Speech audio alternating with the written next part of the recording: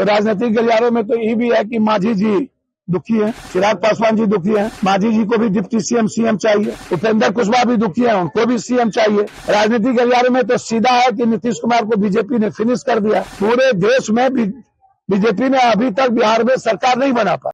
बिहार विधानसभा का चुनाव होना है, 24 को प्रधानमंत्री मधुबनी आ रहे हैं। अच्छा, प्रधानमंत्री जी क्यों आ रहे हैं, क्यों आते हैं ये लोग बिहार को क्या समझ लिए हैं? चौचों का मुरमुरा सब लांडे पांडे चांडे आंडे कांडे जो आता है सब सीएम का उम्मीदवार। ये वो चुनाव के समय ही सभी पार्टी को याद क्यों आती है बिहार? अभी लगातार गुजरात में बिहारियों को पीटा तब याद क्यों नहीं आया? अभी महाराष्ट्र में पीटा जा रहा है तब क्यों नहीं याद आता? अभी चैती दुर्गा में आसाम में पीटा गया तब क्यों नहीं याद आता? जब आप द्वारकाधीश बन के आए थे और विशेष राज की बात किए थे तब 13 साल में आपको विशेष राज क्यों नहीं याद आया? 6 साल अटल बिहारी को क्यों नहीं याद आया? आप डबल इंजन की सरकार है, विशेष पैकेज क्यों नहीं दिया आप हमको? हम लगातार मिथिला कोसी सीमांचल के लिए विशेष पैकेज का डिमांड कर रहे हैं, नदी जोड़ने का, बाढ़ से मुक्ति हाईडेम का। हम लगातार बात कर रहे हैं मक्का और मखान का, हम लगातार बात कर रहे हैं बनपरे फैक्ट्री का। आप मधुबनी आ रहे हैं, मधुबनी में आप मिथिला प्रिंटिंग, मधुबनी प्रिंटिंग के बारे में आपकी क्या सोच है? आप तो कभी नहीं तवज्जो दी है। 3 चीनी मिल बंद है, आपने कभी तवज्जो नहीं दिया। दरभंगा का पेपर मिल बंद है, आप कभी तवज्जो नहीं दिया। दरभंगा की दाल चीनी मिल बंद है, आप कभी तवज्जो नहीं दिया। इस देश में 2 दूध फैक्ट्री बनी थी, डेयरी फार्म बना था, एक गुजरात में एक मधुबनी के मधेपुर में। आज से 42 साल 43 साल पहले फैक्ट्री बंद हो गया। आप 11 साल और 6 साल 17 साल रहे। आपने कभी सोचा कि दूध की कनेक्टिविटी और प्रोडक्टिविटी डेनमार्क के बाद सबसे ज्यादा दूध मेरे यहाँ है? आपने कभी सोचा कि मधुपुर को मैं आगे बढ़ाऊं? आप चाहते क्या? सहरसा एम्स की डिमांड किया, आपने नहीं दिया। आप लगातार हमारा हाईडेम का डिमांड है कि हमको बचाओ। लगातार कमला बलान महानंदा कोसी नदी तेहार कन्हार से लेकर के गंगा को जोड़ करके हम अपनी जिंदगी चाहते हैं, आपने नहीं दिया। पलायन सबसे ज्यादा मेरे यहाँ, गरीबी सबसे ज्यादा मेरे यहाँ, बीमारी सबसे ज्यादा मेरे यहाँ, भुखमरी सबसे ज्यादा मेरे यहाँ है। और प्रगति करने के लिए दुनिया में सबसे ज्यादा है फूड प्रोसेसिंग मेरे यहाँ, दूध मेरे यहाँ, मछली मेरे यहाँ, तालाब मेरे यहाँ, नदी मेरे यहाँ, मक्का और मखान 90% मेरे यहाँ। और हमको आप हिंदू मुसलमान में और जात पात में बांटते आते हैं। आप क्यों आ रहे हैं मेरे अंगने में? आपकी क्या जरूरत है? आप 4 साल कहाँ थे? 4.5 साल कहाँ थे? जब बिहारी पर जुल्म होता है तब कहाँ थे? जब आप भागलपुर गए, क्या दिए? सिल्क फैक्ट्री बंद, 3 हिस्सा, जूट मिल कटिहार की बंद, पूर्णिया की पेपर मिल बंद, जो चीनी मिल बंद, जमालपुर की फैक्ट्री रेलवे की 3 हिस्सा बंद, सिगरेट फैक्ट्री बंद, बंदूक फैक्ट्री बंद। आप क्या दिए? भागलपुर को आप एयरपोर्ट नहीं दिए। ये तो अभी पूर्णिया और लगातार जो लड़ाई 20 साल के बाद कुर्सेला से भीमनगर और देवघर से नौगछिया होते हुए सिंहेश्वर होते हुए वीरपुर, ये लड़ाई अभी हमको लेना पड़ा। आप तो दिए नहीं। आपसे हम डिमांड कर रहे हैं कि हमको आप उड़ान दीजिए, और आप लड़ते लड़ते सहरसा और वीरपुर में आपने उड़ान देने की बात कही, लेकिन अभी तक उसको नहीं लाया हर जगह पर। तो आप कम से कम दुनिया में जो सबसे अच्छा मक्का हम देते हैं, आप 20 फैक्ट्री हमको दीजिए। कम से कम मखान 92%, कम से कम 20 फैक्ट्री हमको दीजिए। राजनीतिक गलियारे में चर्चा का विषय बना हुआ कि मुकेश सहनी एनडीए में चले जाएंगे। अच्छा, हम प्रवक्ता हैं किसी पार्टी के और हम भविष्य वक्ता भी नहीं है, हम ज्योतिष भी नहीं है। राजनीतिक गलियारों में जो आप अच्छा, राजनीतिक गलियारों में पत्रकारों की चर्चा गॉसिप रहती है, तो राजनीतिक गलियारों में तो ये भी है कि मांझी जी दुखी है, चिराग पासवान जी दुखी है, मांझी जी को भी डिप्टी सीएम चाहिए, चिराग जी को भी सीट चाहिए, उपेंद्र कुशवाहा भी दुखी है, उनको भी सीएम चाहिए। राजनीतिक गलियारे में तो सीधा है कि नीतीश कुमार को बीजेपी ने फिनिश कर दिया और उनको लग रहा है कि पहली बार बीजेपी की सरकार इस बार बना लेंगे हम नीतीश कुमार के कंधे पर। पूरे देश में बीजेपी ने अभी तक बिहार में सरकार नहीं बना पाई, वो बड़का बड़का ख्वाबी प्रो देखता है। भैया, बीजेपी का तो काम है प्रोपगंडा। और दूसरी बात, चुनाव के मौसम में कोई इधर गिरा, कोई उधर गिरा। आप अभी देखते चलिए कौन कहाँ जाएगा।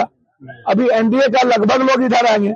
कि वक्फ बोर्ड को लेकर के सुप्रीम कोर्ट में सुनवाई थी आज, कैसे देखते पूरी नतीजे को? आप एक बात समझिए, मैं बार बार कहता हूं और हमेशा कहता हूं, आप मुद्दों से भटकाने के लिए आप हमेशा कोई नई आज की बात नहीं है। बुद्ध के खिलाफ सबसे ज्यादा कौन थे? गोलवलकर, सावरकर। अंबेडकर के खिलाफ सबसे ज्यादा अपमानित भाषा का प्रयोग अपने किताबों में किसने लिखा? कि भारत कभी भी सनातन मानने वाले अंबेडकर को स्वीकार नहीं करेंगे, सावरकर ने कहा। अंबेडकर के तरीके को स्वीकार नहीं करेंगे, सावरकर ने कहा। ये बुद्ध के खिलाफ, ये अंबेडकर के खिलाफ, ये संविधान के खिलाफ, ये कृष्णाइस्ट के खिलाफ, ये खालिस्तान कह दिया सिख के खिलाफ, ये मंडल कमीशन के खिलाफ बीपी सिंह से समर्थन वापस ले लिया, ये दलित के खिलाफ। अभी राजस्थान में एक दलित गए कांग्रेस के नेता पूजा करने, गंगा जल से छिड़ दिया। ये मानसिकता मुसलमान के खिलाफ नहीं है। ये कहते हैं पिछड़ा अगला पिछड़ा, अरे बाप कटोगे तो बटोगे तो कटोगे। आप बोलते शेख सैयद पठान खान को छोड़ दीजिए, अब पसवंदा और पिछड़ा मुसलमान को अलग कर दीजिए, इससे कटोगे तो बटोगे। आपने कहा कि नमाज नहीं पढ़ेंगे, हम दुर्गा काली सब पूजा साथ करते हैं, हम प्रभात फेरी करते हैं, हम मस्जिद के आगे नमाज भी पढ़ते हैं। आप पर्दा डाल दिए, आप कहते हैं शेख पठान खान सैयद को अलग करो और पसवंदा को ही करो। काहे नहीं किए? तुमने आपने कहा एक भी मुसलमान का नहीं लगेगा। आप मुसलमान को त्रयम दर्जा बनाना चाहते हो, जैसे दलित को आप द्वयम दर्जा बना के रखे। हमेशा बुद्ध पर हमला किए, कभी आपको वाल्मीकि संत रविदास पसंद नहीं आया, कभी आपको दलित पसंद नहीं आया। आप तुम के मेरा में कहते कि पसवंदा का लगेगा, अब शेख का नहीं लगेगा, सैयद का नहीं लगेगा, पठान और खान का नहीं लगेगा। आप उस वक्त क्यों भूल गए? तलाक में आप बोलते सैयद शेख पठान उसमें रहेंगे और पसवंदा नहीं रहेगा। आप बोलते एनआरसी में, तो आप जो जुमलेबाजी पढ़ते हो, कभी शमशान, कभी बकरीद, कभी ईद, कभी कब्रिस्तान, तो कब्रिस्तान में पसवंदा नहीं जाता है, खाली शेख जाता है। तब जब गाड़ी दे रहे थे। फिर मैं आपसे पूछता हूँ सर, एनडीए के नेताओं का कहना है कि जो वक्फ बोर्ड जो है मुस्लिम के हित में है। भैया सुनो ना, अब हमारे बीवी का भी हित कोई और करे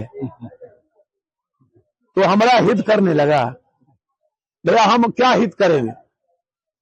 आप एक बात आपसे पूछ रहे हैं कि जब साध पर हमला हुआ था जमात को लेकर कोरोना में,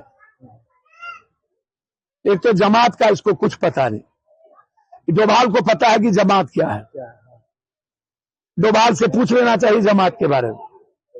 और अरब कंट्री गल्फ में जाके नरेंद्र मोदी जी पैर छूते हैं, शेख हसीना से मोहब्बत करते हैं, और यहाँ के मियाँ जी से जब नफरत हो जाता है।